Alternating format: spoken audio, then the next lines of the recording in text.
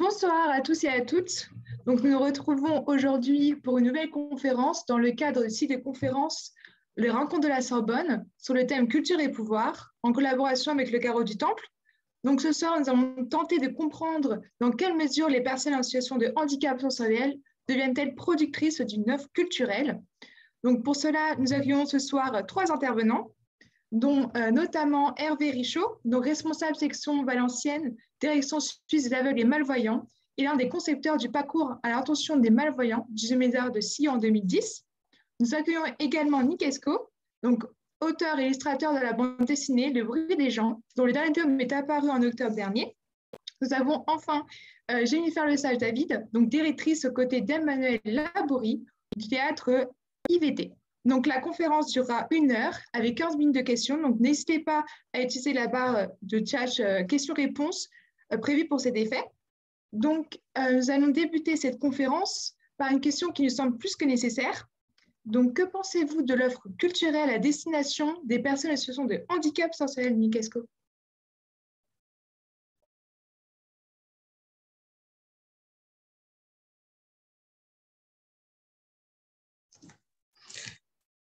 Alors, déjà pour commencer, donc, par rapport au choix de l'offre culturelle à Paris, c'est vrai qu'il y a énormément de choix. Après, il y a des quartiers plus ou moins dynamiques. C'est vrai qu'à Paris, on a quand même cette chance d'être en avance. Enfin, ça reste mon avis, mais à Paris, c'est vrai que c'est un grand centre culturel.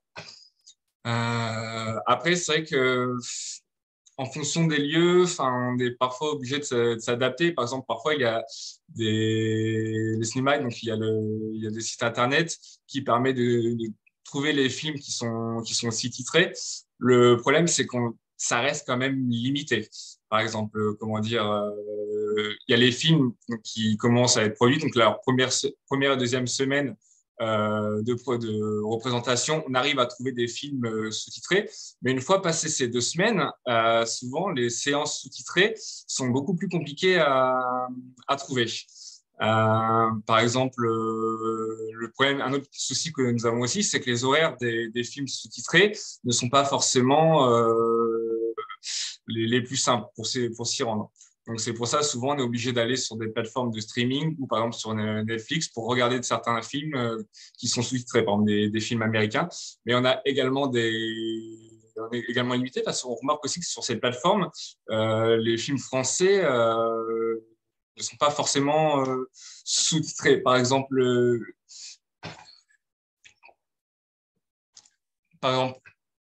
le film Remords, ou d'autres films célèbres, des vieux films ne sont pas forcément sous-titrés. Pareil sur Canal+ ou OCS, les films français ne sont pas sous-titrés. Donc malgré tout, on rencontre certaines limites. Et malgré certaines réclamations que j'ai pu faire moi, par exemple sur Twitter, ça n'a rien changé malgré ces réclamations. Pareil sur la plateforme Arte. L'offre est aléatoire. C'est quand même dommage. Il y a certains reportages, certains films qui sont sous-titrés en allemand, mais il n'y a pas les sous-titres en français. Et, donc voilà, par exemple, pour les offres culturelles au musée, parfois il y a des guides, c'est vrai, mais c'est compliqué de trouver les informations, de savoir quand est-ce qu'un musée a des guides en langue des signes. Ça passe par le bouche à oreille souvent, et il faudrait un site où toutes les informations sont répertoriées. Pareil pour le théâtre, c'est vrai qu'à Paris, nous, on a la chance d'avoir le théâtre IVT. En province, il y a certaines compagnies théâtrales, il y en a à Toulouse. Donc, il y a des compagnies à Lyon. Il y a une compagnie qui s'appelle On-Off. Donc, il y a différentes compagnies. Donc, ça émerge, ça grandit. Mais voilà, il y a d'autres régions où ce n'est pas forcément accessible, où il il n'y a pas le surtitrage ou alors c'est sous-titré à l'étranger. Enfin, il y a le site Accès Culture qui facilite aussi la traduction de certaines œuvres. Par exemple, je vais vous donner mon expérience au Festival d'Avignon. J'ai également un statut de comédien. Il y a énormément de pièces lors du Festival d'Avignon. Mais lorsque je me rends sur place, enfin, je peux pas être totalement autonome car ce n'est pas forcément accessible. Même les pièces dites visuelles ne le sont pas forcément. Donc voilà, on se retrouve quand même limité. Voilà. Et vous, Jennifer David, est-ce que vous observez du coup également des problèmes dans les institutions culturelles?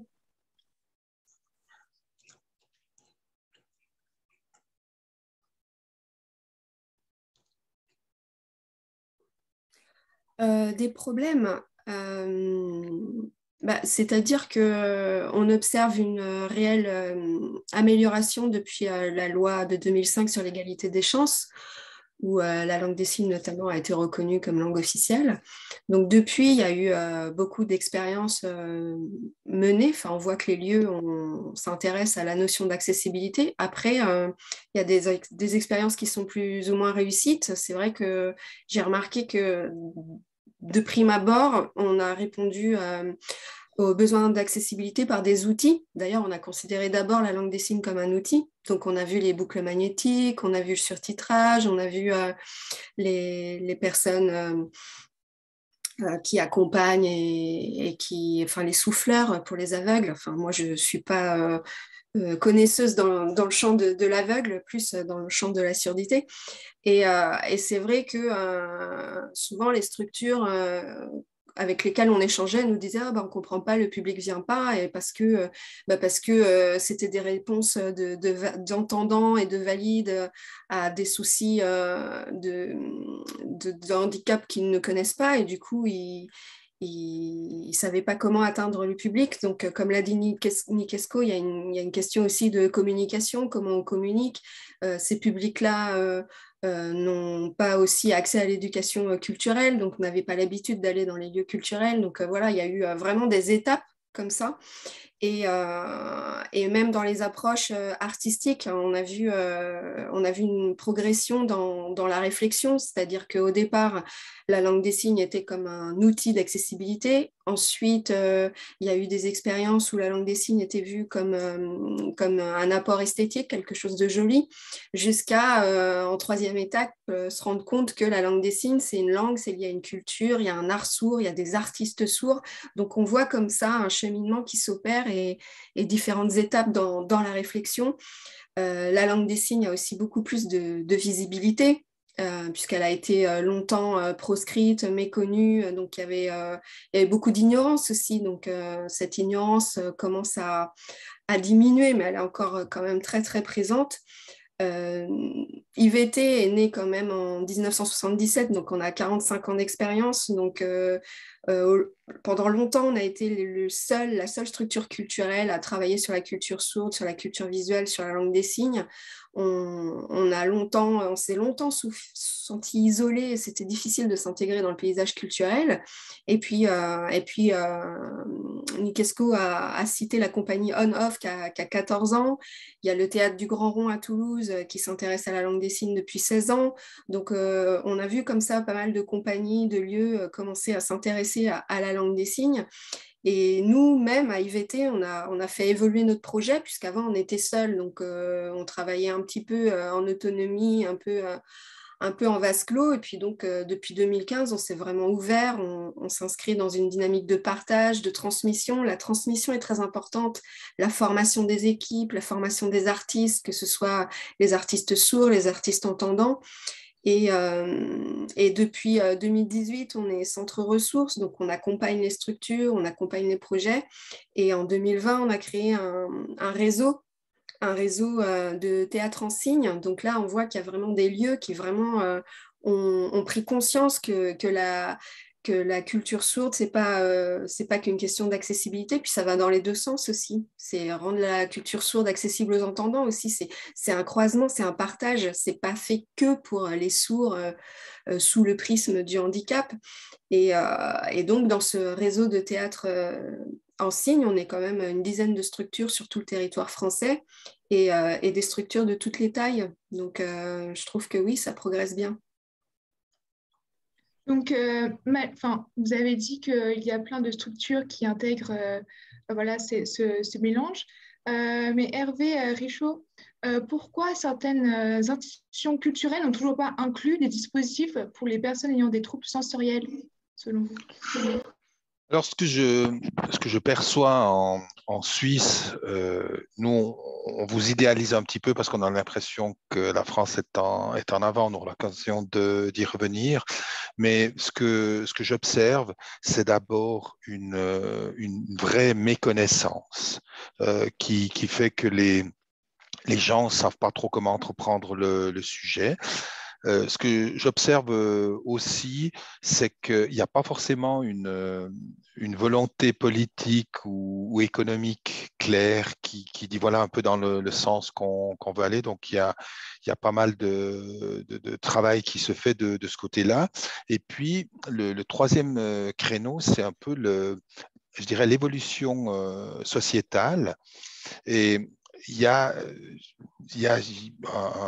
une ancienne génération qui fonctionnait plus de manière associative, et puis maintenant, on s'aperçoit qu'il y a toute une série de jeunes malvoyants qui, par exemple, sont beaucoup plus autonomes, ne comptent pas sur des structures institutionnelles comme la Fédération suisse des aveugles, qui sont beaucoup plus en quête d'autonomie. Et puis, ces gens-là débarquent dans les lieux de culture et malheureusement, pour les raisons qu'on citait avant, les lieux de culture ne sont pas toujours prêts, ne savent pas comment les accueillir. Et donc, l'expérience, je dirais, tourne parfois un petit peu à la catastrophe. Et puis, je voulais dire merci pour ce que vous avez évoqué tout à l'heure, Jennifer, parce que je pourrais mot pour mot reprendre exactement ce que vous avez dit pour ce qui concerne notre différence sensorielle avec la vue. Donc, voilà, je pense qu'il y a un changement de société et qu'on a, y compris nous, les institutions, on n'a pas vu ces changements sociétaux. Les changements sociétaux, c'est quoi? C'est que je veux dire, il y a eu une forme.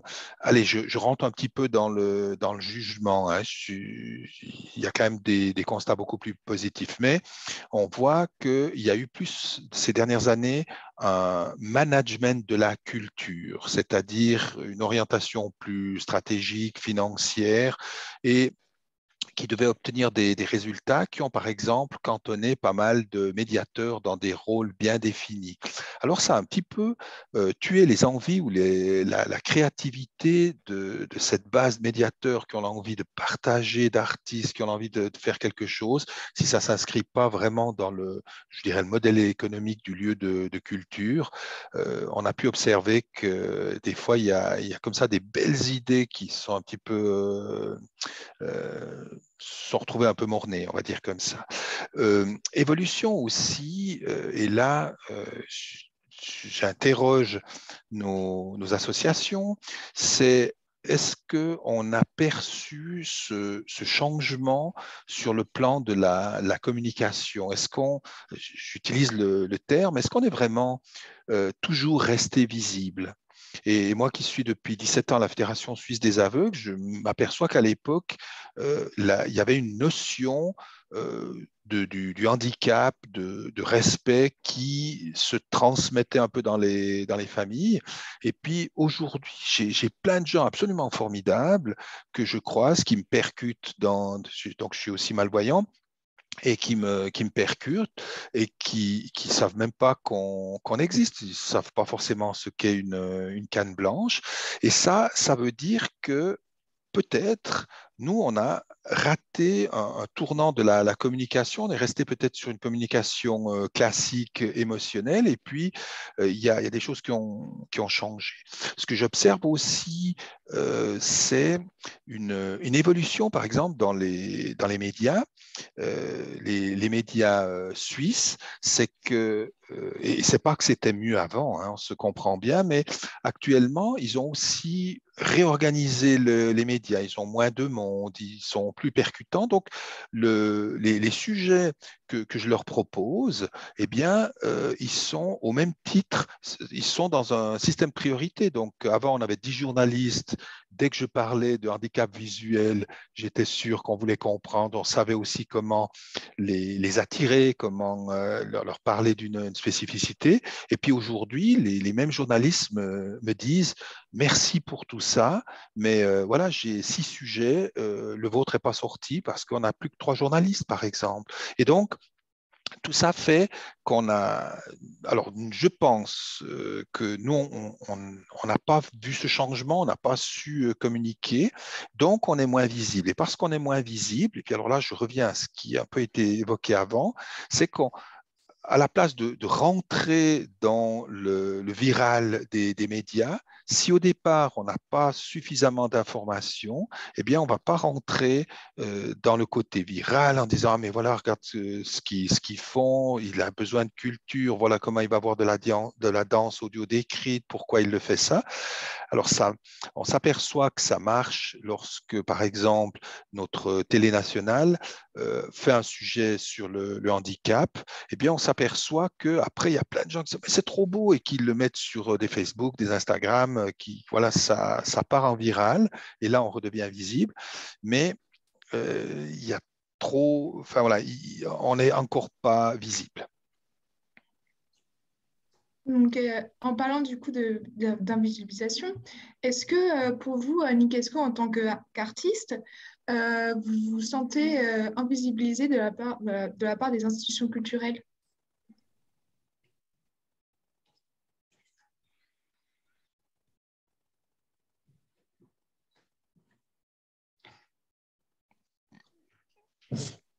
Alors déjà, pour commencer, donc moi avant à l'école, donc quand j'ai réussi quand j'ai réussi mon bac, oui c'est bien ça. Donc après j'ai voulu rentrer en fait à l'université et en fait il n'y avait pas assez d'interprètes, il manquait des interprètes, il manquait des budgets pour financer les interprètes, il manquait des budgets pour aider les personnes sourdes. Et par rapport aux formations artistiques, donc effectivement, c'est aussi parce que je suis sourde, mais ça peut arriver à tout le monde. Et donc, après, quand j'ai réussi à avoir mon diplôme, donc j'ai eu mon diplôme d'artiste, mais j'ai senti qu'il manquait des informations, de l'accessibilité, par exemple, sur les statuts d'auto-entrepreneur, libéral, etc. J'ai senti que j'ai manqué d'informations à ce moment-là. Et par exemple, il existe des relais téléphoniques, par exemple Roger Voice, mais voilà, il y a par exemple des numéros qu'on peut contacter, mais ça veut dire qu'en fait, on doit se débrouiller nous-mêmes pour contacter, alors que les entendants, eux, vont être dans des systèmes où ils vont pouvoir avoir, je sais pas, des amis à l'école qui vont pouvoir les aider. Et en parallèle, il y a des lieux, par exemple, à Marseille, des lieux artistiques, qui vont être accessibles aux personnes sourdes, qui vont être adaptés aux personnes sourdes. Mais ça veut dire qu'en fait, il y a quelques initiatives, effectivement, mais il y en a peu. Et il y a aussi un manque d'information.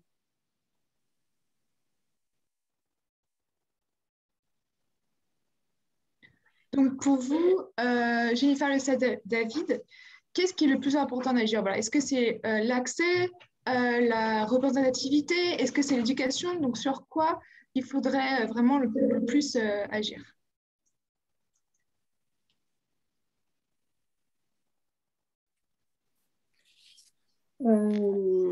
Oui, c'est sur la connaissance, puisque, en tout cas, pour ma part, sur la langue des signes, elle a quand même été proscrite pendant 100 ans et elle a été réintroduite dans l'éducation très tardivement en 1991 par la loi Fabius. Donc, c'est récent. Il y a très peu d'écoles qui offrent un parcours bilingue de la maternelle jusqu'au bac. Enfin, très peu de villes, je veux dire. Il y a Toulouse, Poitiers. Enfin, donc oui, ça passe par l'éducation, la formation. Alors, l'éducation des sourds pour qu'ils aient un confort et accès à toutes les études, y compris aux études artistiques, mais aussi la formation des entendants, que la langue des signes leur soit leur soit connu, que la culture sourde leur soit connue, qu'on arrête de regarder les sourds comme des handicapés, puisqu'ils ont toutes leurs capacités intellectuelles et physiques, hein. C'est juste un handicap de la communication, mais avec la langue des signes, le handicap, il disparaît. Donc, qu'on arrête de vouloir réparer les gens et qu'on les regarde comme des êtres sociaux.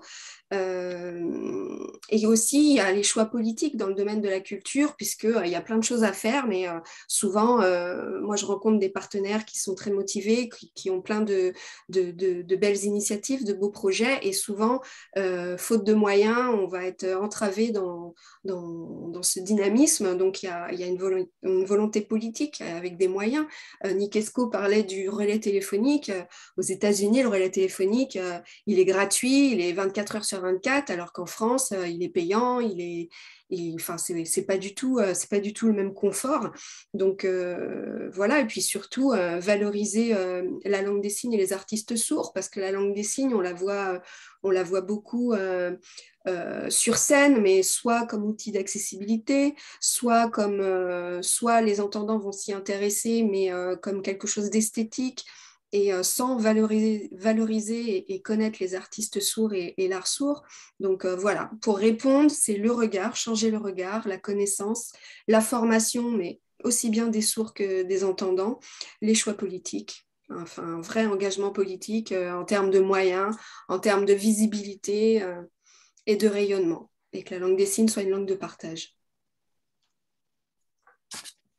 Donc, c'est grâce à ce manque que vous mettez vraiment en avant d'offres culturelles que vous êtes amené à produire des choses, des dispositifs. Justement, Hervé Richaud, est-ce que vous pouvez nous parler de votre dispositif? Alors, au musée d'art de Sion, il y a effectivement un dispositif qui était assez novateur. C'était au départ, c'est horrible, mais c'était l'idée de faire voir la peinture aux aveugles, hein, quand on est parti sur ce projet. Et puis finalement, aujourd'hui, c'est partager une expérience culturelle avec des personnes en situation de handicap visuel.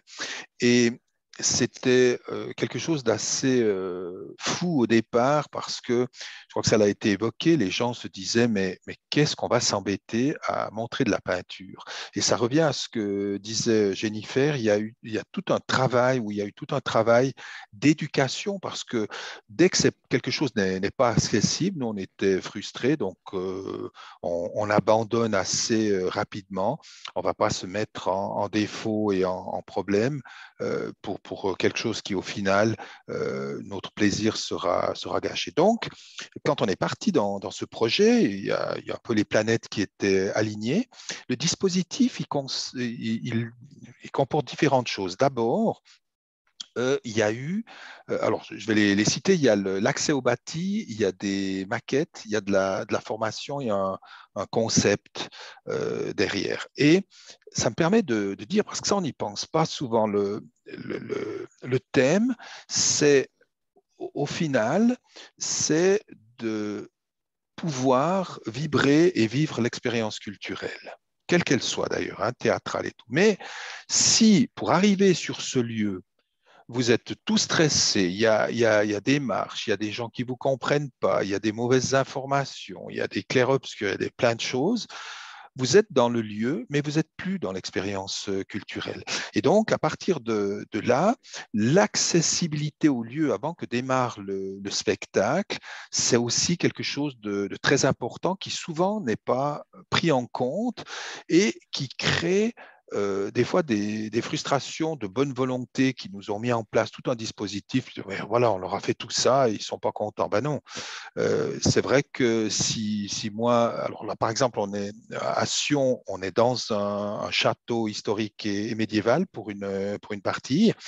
Et donc, effectivement, il n'y a pas une marche qui est vraiment égale ou des choses comme ça. Donc, le fait de savoir, d'informer les gens, de leur dire où sont les mains courantes, comment ça se passe, eh ben, pour moi, c'est OK. Je sais que je ne vais pas risquer ma vie pour aller voir un tableau. Donc, déjà, je suis prêt à recevoir l'expérience.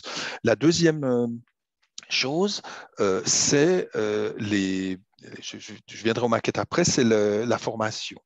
L'importance, et ça, ce n'est pas des choses qui coûtent cher, c'est de former le personnel d'accueil à nos différentes spécificités. Et par exemple, c'est des choses toutes bêtes, mais quand vous arrivez à l'accueil, si la personne elle identifie qu'il y a un peu des problèmes avec les yeux, c'est des choses, par exemple, de dire, bon, voilà comment ça fonctionne, voilà les lieux, voilà ce qui va se passer, voilà ce qui est possible, pas possible. Et surtout, mais c'est tellement con, mais de nous dire où sont les toilettes. Parce que quand vous n'avez pas les yeux, que vous vous retrouvez au 3e étage de Beaubourg et puis que vous ne savez pas où sont les toilettes, là, vous n'êtes plus du tout dans l'expérience muséale. Voilà, c'est des petites choses pratiques comme ça, en somme, qui pourraient être insignifiantes, mais qui ont une grande valeur. Donc, on a vraiment formé le personnel d'accueil. Et puis là, je vous livre aussi un secret, c'est que en somme, le rôle de l'accueil, c'est de préparer, dans le cadre d'une visite guidée par exemple, c'est de préparer l'accueil des personnes et donc de préparer ce public pour la médiatrice. Parce que la médiatrice qui va en somme prendre le groupe, toutes ces petites choses pratiques ont été clarifiées. Nous, on est bien, on attend que ça démarre et la médiatrice n'aura pas le stress d'essayer de comprendre qu'est-ce qui se passe, pourquoi les gens bougent, qu'est-ce que je dois faire, qu'est-ce que je ne dois pas faire. Et puis ensuite, il y a donc un dispositif, il y a des maquettes. Et là aussi, les maquettes, ça dit beaucoup de choses. D'abord, on n'a pas un cerveau plus exceptionnel que d'autres personnes. Donc, il ne faut pas non plus une saturation. Et toute la question de l'offre, ce n'est pas de montrer tout le musée, tout le lieu et tout, c'est de décider lors de la création avec quoi voulez-vous que je reparte. Il y a donc une priorisation de choses et on est de nouveau, ce qui est aujourd'hui un petit peu plus clair dans la tête des gens, on est dans une expérience muséale ou une expérience culturelle. Donc le but, c'est pas moi de savoir tout ce qu'il y a dans le musée de la photographie, c'est juste de savoir, je dois repartir avec quoi, qu'est-ce qui est important, qu'est-ce que je dois voir ou pas. Et donc, les maquettes, elles répondent, ça devient un outil, c'est ce que vous disiez, Jennifer, ça devient un outil. Il y a d'abord l'humain, il y a d'abord l'expérience, et puis après, comment est-ce qu'on médiate ça, qu'est-ce qu'on donne, ça va être la maquette. Donc, il y a par exemple là, 5 ou 6 maquettes, mais 5 ou 6 maquettes qui racontent une histoire. Et puis après, je vous livre les secrets, c'est que la maquette, en somme, et ça aussi c'est à déconstruire, elle n'est pas tellement pour moi la maquette, elle est pour la personne qui veut me faire vivre l'expérience. Parce qu'une maquette, c'est en somme pas la même œuvre. Si vous me laissez tout seul aller courir avec mes doigts, toucher des choses, je ne vais pas comprendre l'émotion du peintre ou du sculpteur ou des choses comme ça. Par contre, on parlait de visite guidée, par exemple, à ce moment-là, la personne, la médiatrice, va me faire vivre l'objet, son histoire, son contexte, et tout ce que je ne peux pas voir ou accéder, à ce moment-là, c'est la maquette qui va apporter cette réponse sur de la 3e ou 4e dimension ou je ne sais quoi. Et ça, c'est une nouvelle approche, parce que quand il y a un déficit visuel, là, c'est les personnes nouvellement confrontées qui aimeraient encore tout faire par elles-mêmes. Mais les personnes dont la vue s'est bien altérée, elles n'ont pas l'envie de se promener à Orsay toutes seules parce qu'il y a trop de contraintes. Donc, il y a une probabilité qu'elles vont demander un accompagnement ou qu'elles vont demander qu'est-ce qui est important ou des choses comme ça. Donc, voilà pourquoi la maquette et l'accompagnement, ça permet d'être bien dans l'expérience muséale. Et puis, en somme, je suis très fier maintenant d'aller dans différents lieux de culture parce que les choses gentiment changent en Suisse. Et je sais que nous avons, et c'est ça aussi que j'explique aux gérants de la culture, aux managers de la culture, aux directeurs, etc., c'est que tout ce qu'on va faire pour nous en situation de handicap sensoriel, dans le fond, c'est un gros service que vous allez rendre aux autres personnes. Et c'est aussi, c'est ça, quand je parlais du concept, c'est exactement ça, parce qu'en somme, alors déjà, les maquettes, ça rend la maquette d'entrée qui explique les châteaux, le site, ça rend un grand service aux dames de l'accueil qui ont une manière d'expliquer la chose. La deuxième chose, ces maquettes, ça permet aussi d'accueillir des publics de migrants, par exemple, les jeunes, d'autres handicap plus psychique, parce que ça leur permet de se représenter un espace. Et puis, tout ce qu'on a mis pour nous, je parlais des mains courantes, de marquer les nez de marche pour notre sécurité, la petite ligne qui évite, moi, de regarder un tableau puis de déclencher l'alarme et puis que la police débarque tout feu, hurlant, en se disant qu'est-ce qui se passe en haut au musée. Voilà, toutes ces petites choses, dans le fond, elles rendent service à d'autres et j'en suis très fier. Donc, voilà, c'est quelques éléments de cette réflexion. Moi, enfin, je suis un des 3 co-réalisateurs de ce projet. Il y avait une autre dame qui est spécialiste en locomotion pour les aveugles et malvoyants et comment est-ce qu'on appelle ça, spécialiste de l'art. J'ai oublié le terme exact. Et puis, la médiatrice en chef. Et en somme, on a construit ce projet à 3 pour être au plus près et ramener la personne dans l'expérience muséale. C'est ça au final. Merci voilà, je suis un beaucoup. petit peu long, mais... Non, il n'y a pas de souci. C'était très bien. Donc, et vous, Nikesco, grâce à vos bandes dessinées, vous donnez accès du coup à la culture sourde auprès d'un large public. Donc, qu'est-ce qui vous a poussé à créer votre bande dessinée?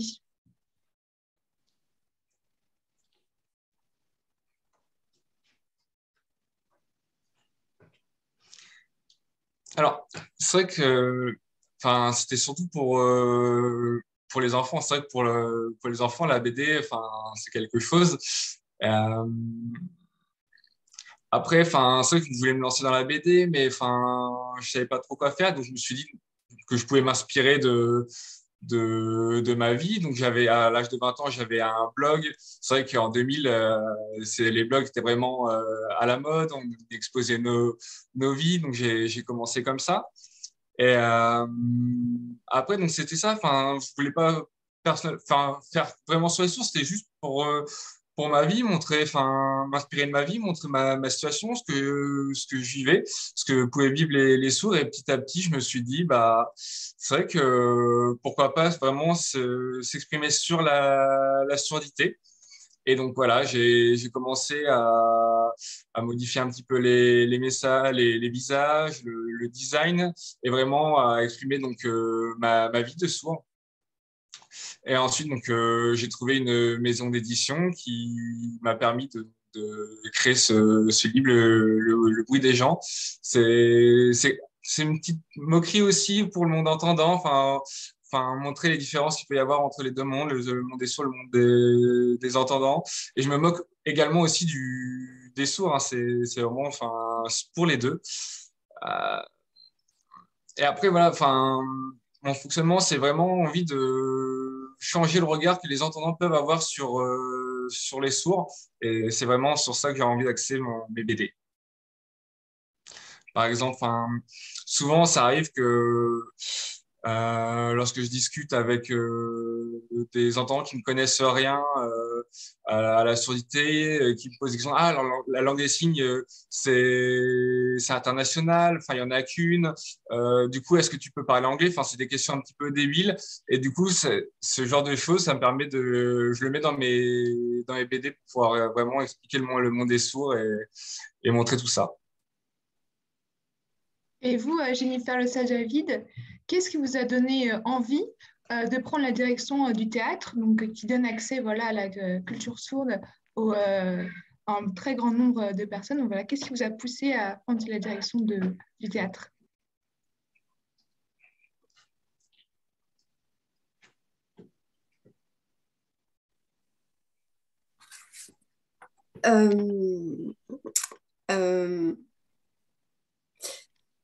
Déjà, j'ai un double parcours. À la base, j'ai une formation artistique. Ensuite, j'ai repris des études pour m'orienter davantage sur le management du spectacle vivant. Donc, j'avais une fibre pour conduire des projets.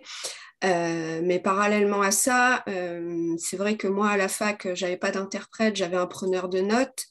J'ai grandi dans un monde entendant, j'ai eu l'habitude de faire des efforts pour m'intégrer, de cacher ma surdité et elle ne se voit pas du tout puisque je sais que je parle correctement. Mais du coup, je suis liée à IVT par une question identitaire en fait. C'est que j'ai eu un déclic quand j'ai lu le livre Le cri de la mouette d'Emmanuel Laborie, dans lequel je me suis reconnue, où là j'ai eu tout un chemin personnel sur mon identité personnelle. La langue des signes a été une révélation. Je suis rentrée dans la culture sourde, ça m'a épanouie. C'est un univers dans lequel je ne fais pas d'efforts, alors que dans le monde entendant, je suis en effort constant. Voilà, donc cette structure, elle me fait vibrer pour des raisons identitaires, pour des valeurs aussi, des valeurs d'ouverture. Ensuite, il y a Emmanuel Laborie, tout simplement, qui m'a proposé de travailler avec elle, qui m'a poussée, elle m'a beaucoup poussée, puisque moi, j'étais plutôt planquée, on va dire, donc elle m'a poussée vers l'avant et elle m'a poussée aussi à faire une espèce de coming out par rapport à ma surdité que je cachais. Donc oui, la direction d'IVT, pour moi, ça réunit à la fois mon double cursus en termes de formation et de compétences et à la fois mon identité, mes valeurs. Et ça donne du sens puisque je m'engage auprès de ces structures à défendre la langue des signes, à la promouvoir et surtout à défendre les artistes sourds parce que je trouve qu'ils ont un talent inouï. Enfin, les artistes que je connais, en tout cas, ils méritent vraiment d'être visibles. Et après, je veux ajouter par rapport à mon identité que la surdité, il y a énormément de profils différents. Entre les sourds profonds aux sourds moins profonds, mais aussi il y a les ushers qui associent un problème de vision en plus, il y a les sourds aveugles, enfin il y a vraiment il y a une panel, il y a énormément de diversité et c'est invisible, donc c'est pour ça que c'est méconnu et qu'il y a beaucoup de maladresse dans les entreprises des structures pour rendre leur lieu accessible, c'est qu'elles ont une méconnaissance et qu'elles doivent s'y frotter, voilà. Pour vous, vraiment, le théâtre IVT est quelque chose qui vous tient vraiment à cœur. Et est-ce que pour vous, Jennifer, le sage David, pour vous, est-ce que vous pouvez créer des projets en dehors des institutions, on va dire, conventionnelles? Je ne suis pas sûre d'avoir compris la question. Donc,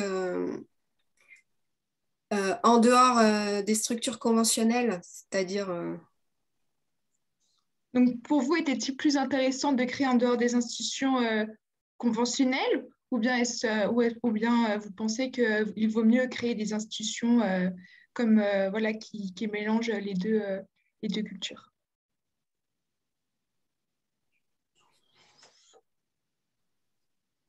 Ok. Je vais donner des éléments de réponse, vous allez me dire si j'ai bien compris. Bon, déjà, IVT, c'est atypique, donc je ne sais pas si on peut dire que nous, on est conventionnel. On est atypique, on ne rentre pas dans les cases, donc on n'est pas labellisé. Après, on a des partenaires publics avec lesquels on a des contrats, on a des conventions pluriannuelles d'objectifs, donc on est entre les deux, à la fois, il faut qu'on justifie de l'argent public qu'on nous confie, et en même temps, on a une capacité d'autofinancement à 50%, ce qui nous permet de rester libre, et c'est important aussi. Après, avec les partenaires publics, faut rester dans le dialogue pour qu'ils comprennent nos enjeux, nos besoins, nos problématiques, etc.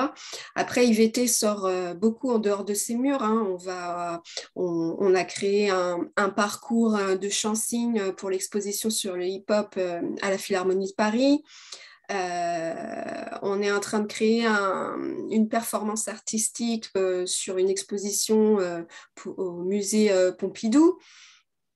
Voilà, on a des spectacles qui tournent partout en France, voire même à l'étranger parfois. Après, c'est vrai que c'est important que les spectacles circulent parce qu'il y a beaucoup de compagnies qui travaillent sur la langue des signes et qui ont du mal à être diffusées.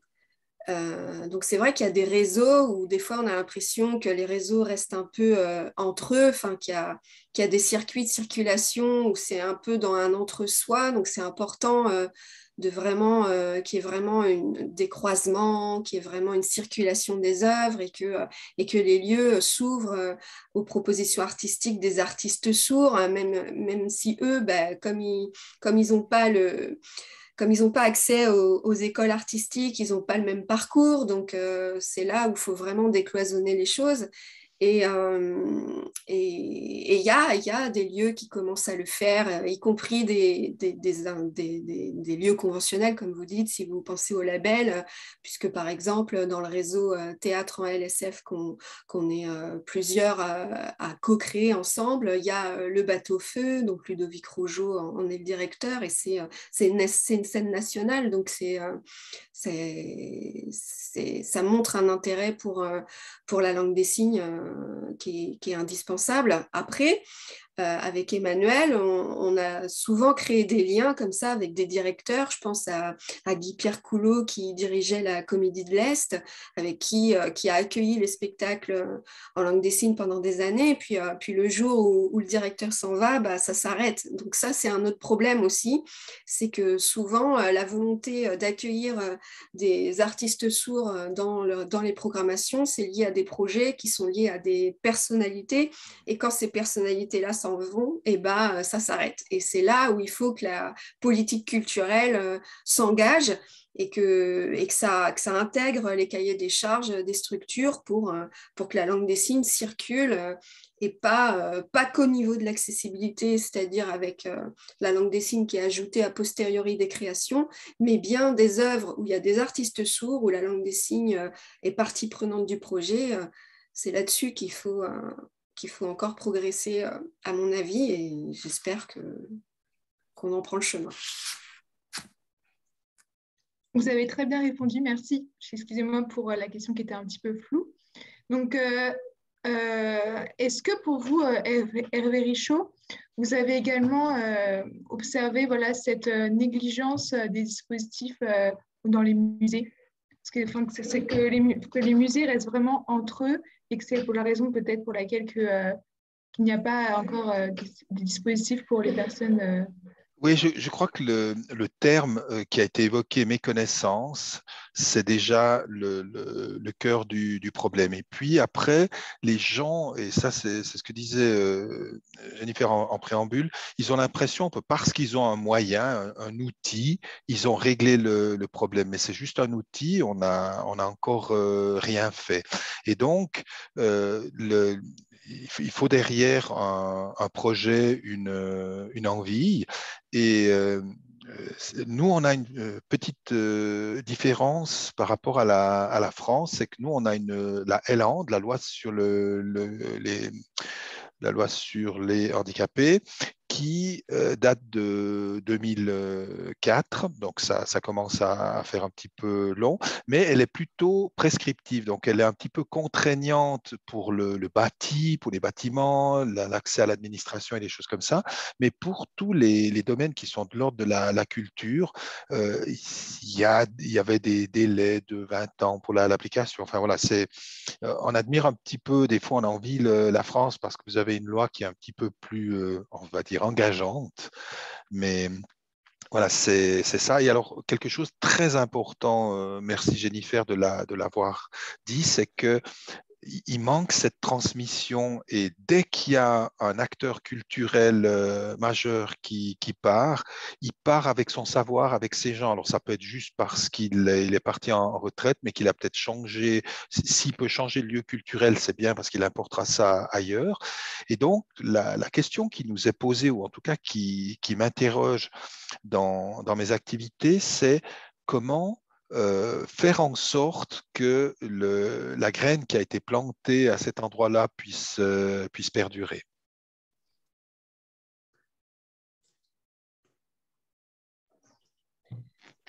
D'accord. Et vous, Nikesco, vous êtes aussi dans cette optique de démocratiser le quotidien des personnes sourdes et de démocratiser la langue des signes, donc en public entendant. Donc, pour vous, quelles ont été vraiment les démarches que vous avez mises en place pour cet accès?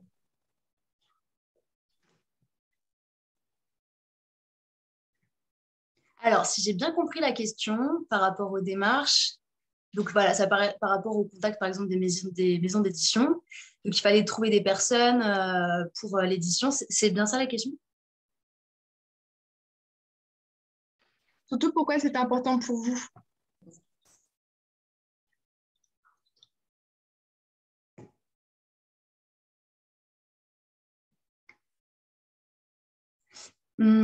Comme a dit Jennifer tout à l'heure, donc par rapport au livre de Emmanuel Laborie, donc c'est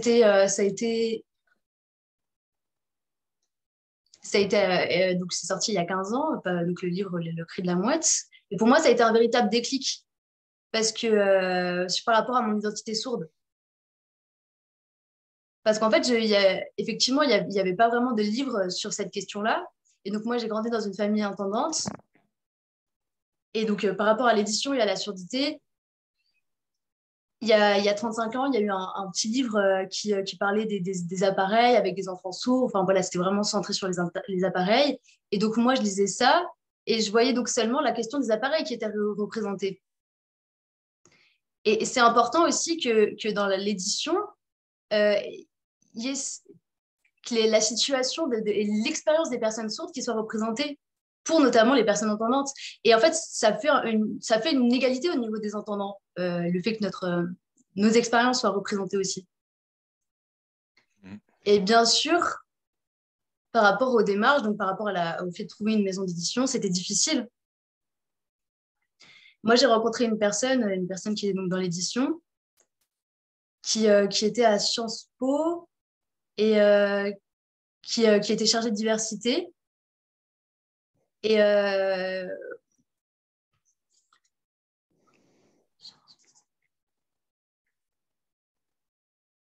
donc, la personne venait de Sciences Po. Et donc, elle-même avait été sensibilisée aux questions de diversité depuis à peu près 5 ans. Donc, elle avait un média avec des personnes qui représentaient qui étaient sur la diversité, la visibilité, etc. Et donc, ça a été j'ai pu en fait avoir contact avec les maisons d'édition grâce à ça. Et j'ai pu raconter mon expérience, ma vie en tant que personne sourde.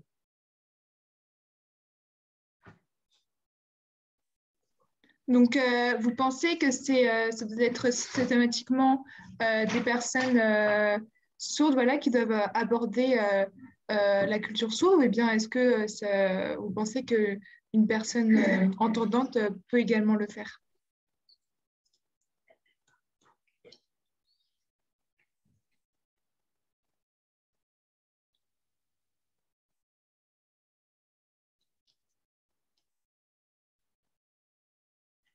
Alors, je suis désolée, est-ce que j'ai pas compris? Est-ce qu'on peut répéter la question? Est-ce que vous pensez que ça doit être toujours des personnes sourdes qui doivent aborder le sujet, ou bien des personnes entendantes peuvent très bien le faire?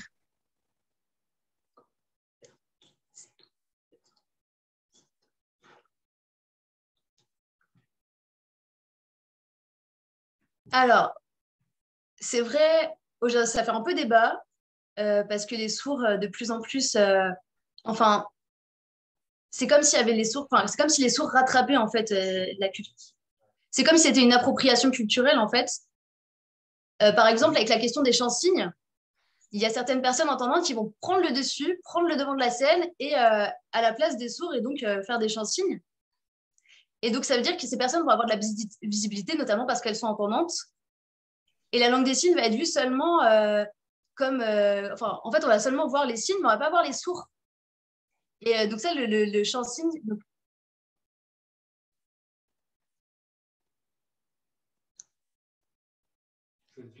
Donc, par exemple, par rapport à Joséphine Baker au Panthéon, j'ai vu qu'il y avait beaucoup de personnes entendantes il y avait des personnes entendantes qui ont créé un chant-signe pour l'occasion. Et en fait, on ne voyait pas les sourds. Donc, ça veut dire que les entendants ont pris le devant de la scène. Ou comme le film La famille Bélier. En fait, on voit que les acteurs, les personnes qui vont jouer des personnages sourds, donc peut-être pour une question de profit ou d'intérêt, ce sont des acteurs entendants qui vont prendre la place des personnages sourds. Et donc voilà, au moment de la famille Bélier, on a embauché des personnages pour jouer notamment des codas. Donc c'est l'histoire d'une fille coda. Et alors, quand on compare le film, il y a eu le même film qui est sorti aux États-Unis, et quand on compare les castings, on voit qu'en fait, la France a du retard. Et qu'en fait, il n'y a pas encore la place qui est donnée aux sourds, notamment dans le cinéma.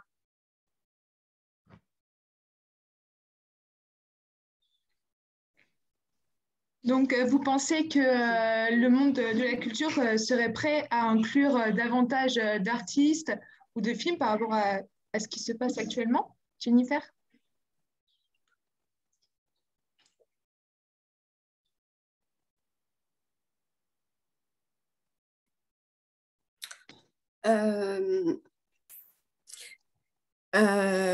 Oui, c'est vrai que j'ai remarqué qu'il y a des artistes qui ont voulu rendre accessible leur œuvre. Donc, on a ajouté un interprète et puis qui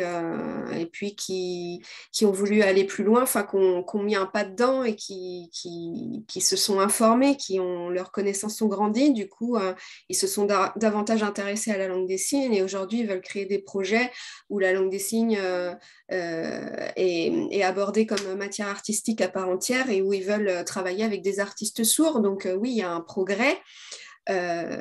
Ensuite, je réfléchis par rapport à ce qu'a dit Nick Esco. C'est vrai que ce qui est important en fait pour pouvoir être au devant de la scène, c'est que les artistes sourds ont besoin de visibilité, comme il l'a dit. Et ensuite, il y a des maladresses quand les entendants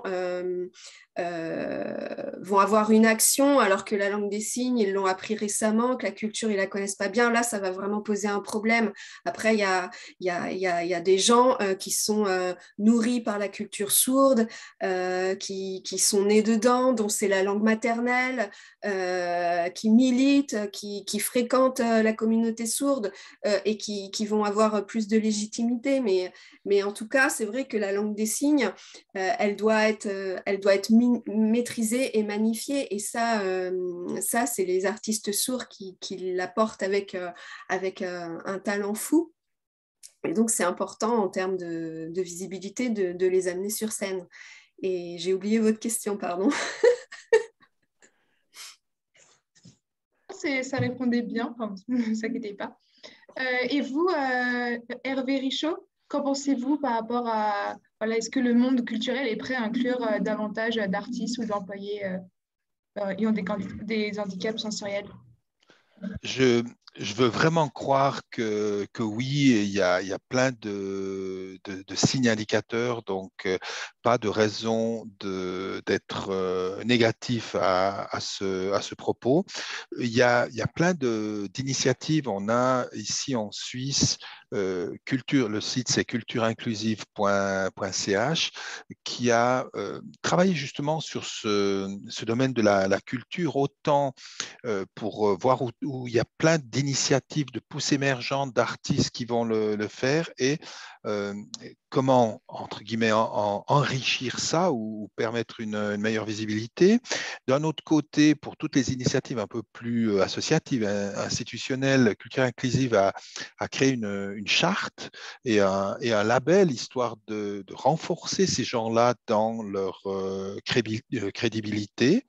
Donc, les choses, qu'à un, elles avancent. Et puis, surtout aussi, ce qui est fou, c'est là où il faut vraiment garder confiance. Alors, c'est pas...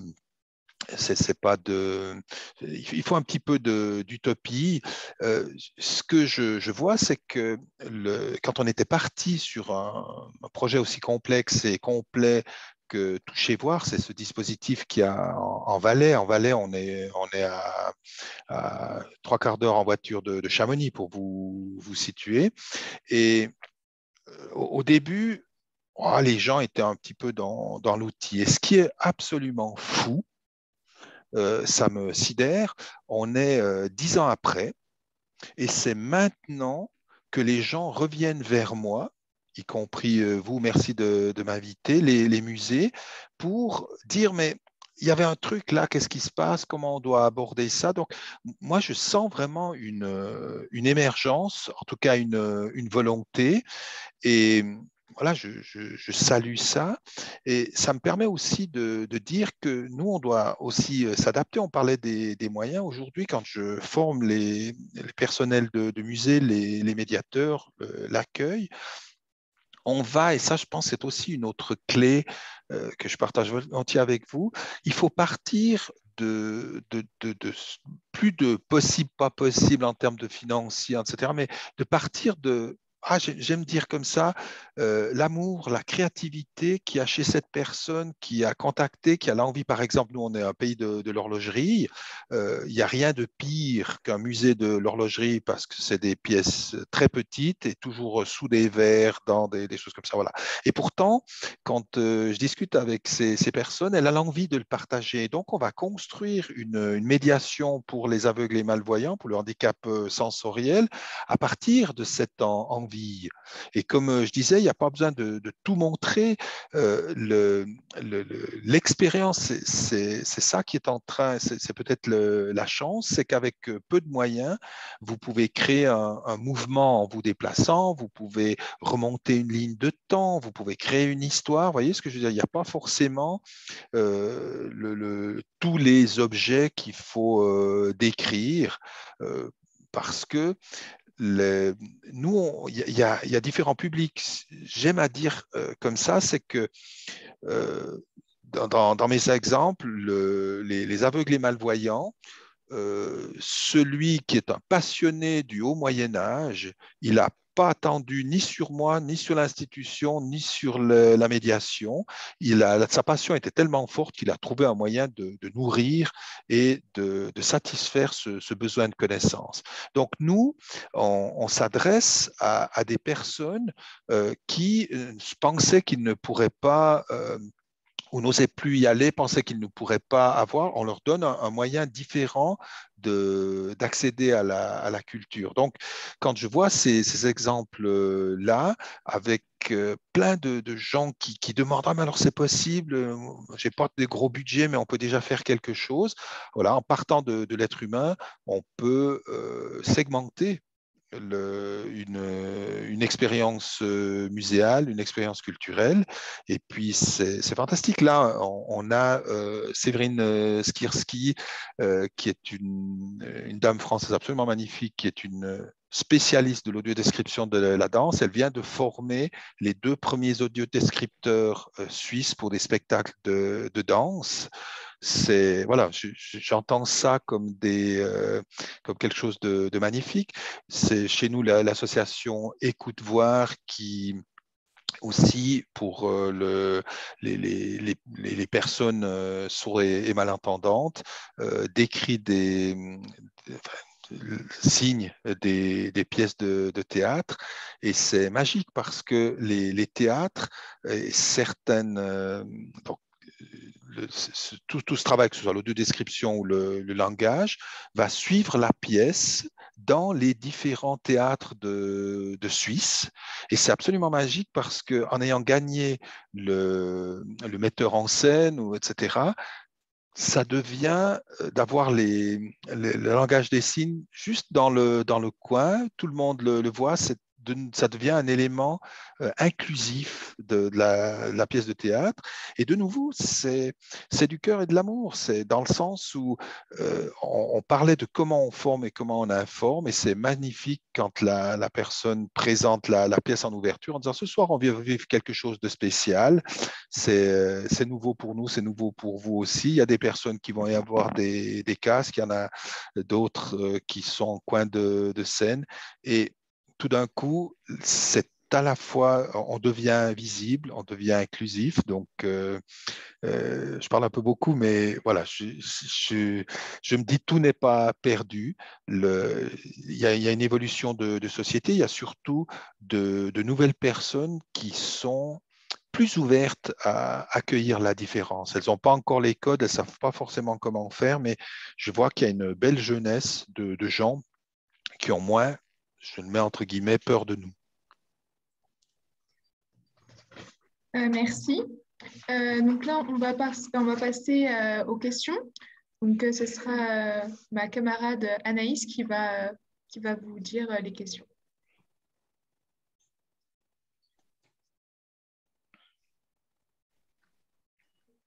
Bonsoir, merci. Merci encore pour vos réponses. Du coup, on a des questions du public.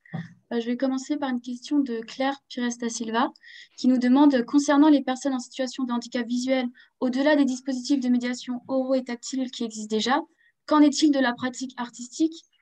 Les institutions culturelles proposent souvent des visites guidées adaptées, des dispositifs à toucher, mais qu'en est-il des ateliers artistiques? Est-ce qu'ils en proposent? Et sinon, pourquoi? Peut-être, Nikesco, vous pouvez répondre à cette question.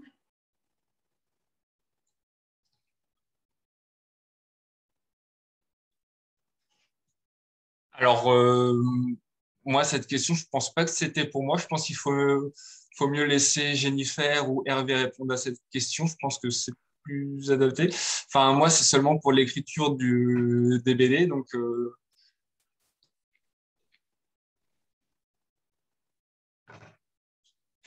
oui, puis c'est une question sur les personnes avec déficience visuelle. Donc, c'est peut-être plus à Hervé de répondre, Jennifer.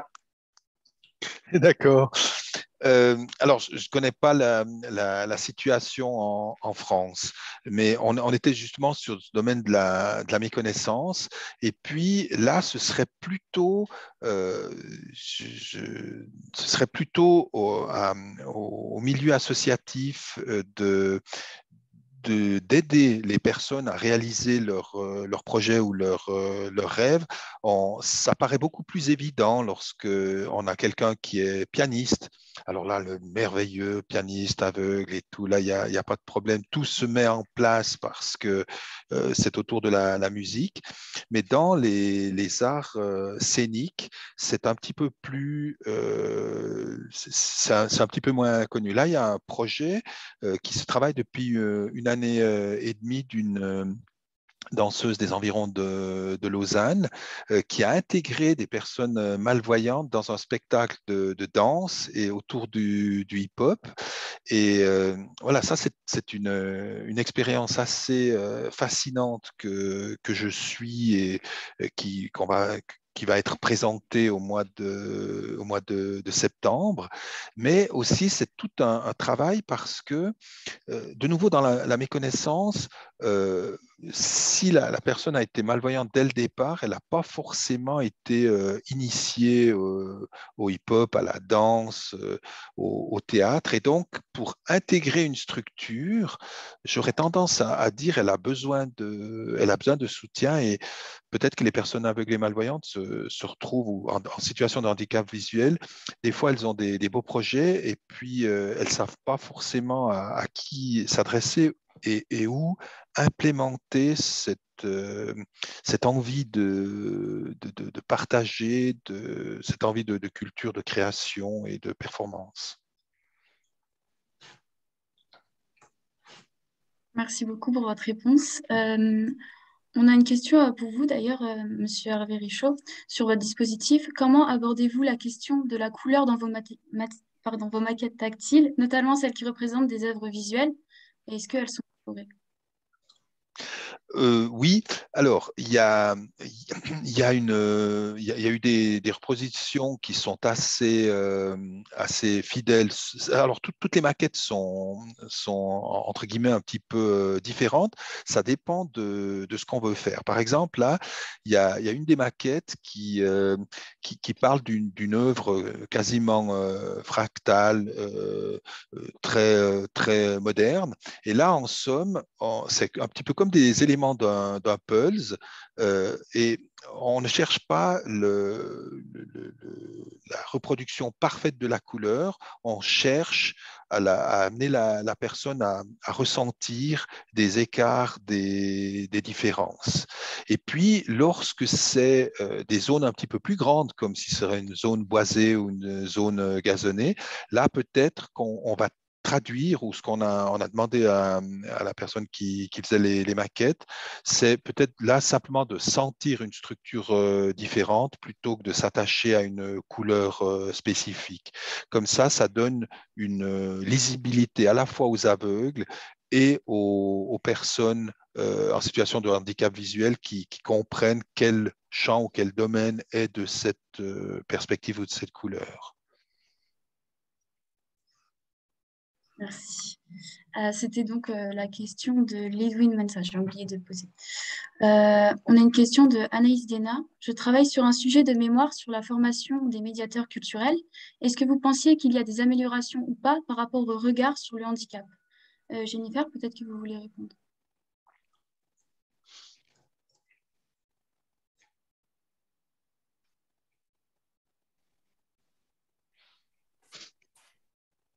Après, on peut aussi répondre, dit Nicolas, Jennifer. Alors, oui, concernant la vision sur l'handicap, enfin, c'est vrai que alors, moi qui suis auteur, enfin, depuis plusieurs années, lorsque je fais mes livres, souvent il y a très peu de personnes sourdes qui sont auteurs. Euh, donc là, par exemple, il y a eu un événement à Saint-Jacques, à l'Institut national des jeunes sourds. Donc, il y a eu un festival, il y avait plusieurs auteurs. Donc, il y avait différents livres. Et en fait, enfin, j'ai vu à ce moment-là qu'il y avait énormément de plus en plus d'auteurs sourds et également de sourds qui venaient pour voir ces livres. Donc, il y avait tous les auteurs sourds de France qui étaient présents à ce festival. Et c'était vraiment très intéressant de voir l'évolution. Enfin, il y avait vraiment différents livres. Enfin, si je compare, par exemple, il y a aussi une librairie qui a été créée à Toulouse, une librairie sur la langue des signes qui s'appelle Louis Lire. Enfin, ça permet aussi de visibiliser la langue des signes et c'est grâce à tous ces événements qu'on peut visibiliser justement la langue des signes.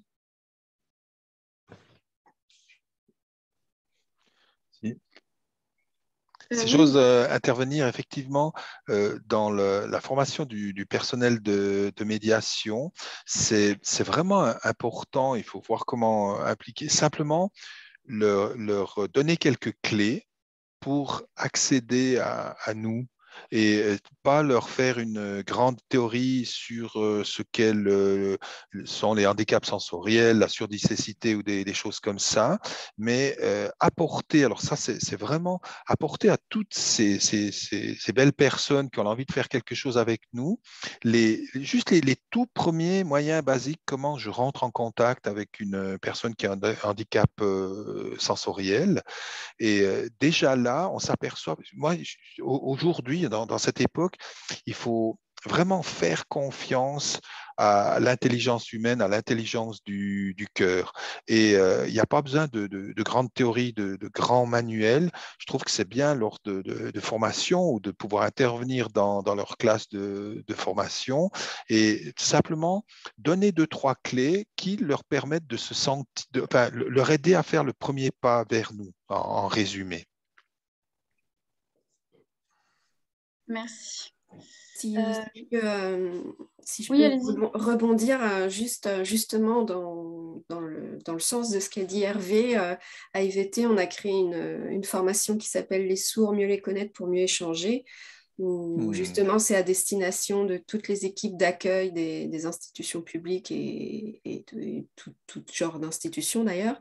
Et cette formation, elle est sur 2 jours. La première matinée, c'est vraiment où on donne des clés de compréhension sur l'histoire de la communauté sourde, l'histoire de la langue des signes, la situation politique en France, la situation de l'éducation, qu'est-ce que la culture sourde, qu'est-ce que l'art sourd, enfin voilà, tout un apport théorique qui permet de diminuer cette méconnaissance qu'ont les personnes. Et ensuite, il y a 1 jour et demi où un formateur sourd donne du lexique, enfin fait une sensibilisation, une initiation pardon, à la langue des signes avec un lexique adapté à l'accueil. Voilà. Super. Bah, merci beaucoup. On avait d'autres questions, mais on n'aura malheureusement pas le temps d'y répondre. Du coup, voilà. Merci beaucoup pour vos réponses. Merci. Merci. C'est un vrai plaisir de partager cet instant avec de si belles personnes. Merci. Donc, Merci les interprètes, dit Jennifer. je voulais vous remercier. Je voulais remercier principalement vous d'avoir voilà, bien voulu intervenir pour cette conférence. Donc, merci beaucoup à vous 3. Merci également aux interprètes et merci à vous d'avoir suivi voilà, cette conférence avec nous. Je vous invite également pour la prochaine conférence qui aura lieu le 29 mars sur le thème du milieu carcéral. Donc, je vous invite à la suivre. Je vous souhaite également à tous et à toutes une bonne soirée et qui sera également aussi, enfin, cette conférence également sera rediffusée sur Facebook. Mais je tenais aussi à vous dire bonne soirée à tous et à toutes et au revoir. Bon. Au revoir. Au revoir.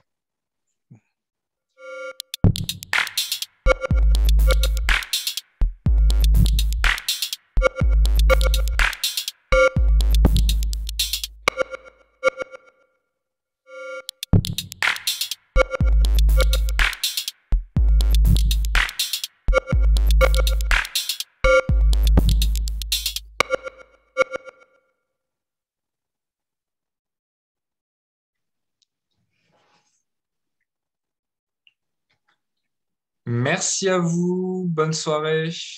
Merci. Merci à vous aussi. Au plaisir. Au revoir. Bonne soirée, au revoir.